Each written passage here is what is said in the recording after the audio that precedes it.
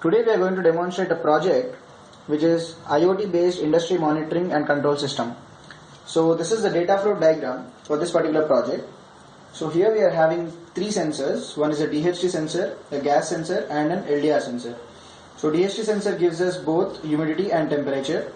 The gas sensor we have calibrated to give a carbon dioxide gas, and this is a LDR sensor which gives us different intensities of light. These three sensors are connected to Arduino board, and depending on these three sensors we are controlling the relay which is connected to the bulb, we are controlling a fan for cooling the atmosphere, and we have connected an exhaust fan. All this data is also transmitted to the Raspberry Pi through USB, in which an Apache web server is installed, and we are displaying the data onto the web page, and we can also control these loads from the web page. So now we'll demonstrate the hardware. So here we are having an Arduino board which is connected to the DHT sensor, a gas sensor and an LDR. So you can see that whenever I keep my hand in front of the LDR, automatically the light will switch on.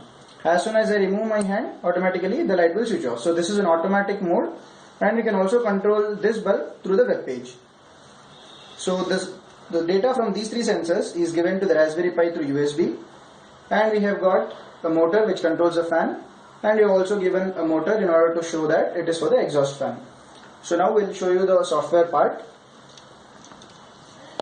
So this is a web page which is given as real-time industry automation system, in which all the data is being logged. That is, we are showing what is the value of the temperature, what is the value of humidity, what is the value of the gas, and also we are showing whether the light is on or off depending on the status of the bulb. This data is continuously being sent to the Raspberry Pi by the Arduino, and it is displayed onto the web page. There is a second web page which is also used to control.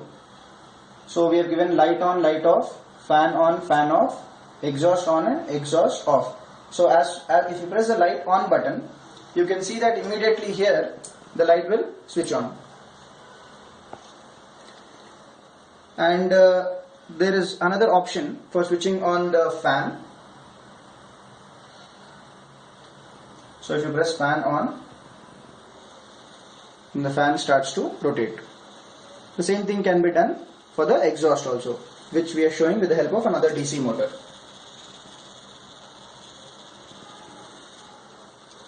So you can see that the motor is also rotating. For more videos, log on to www.facebook.com/embeddedrf. Thank you.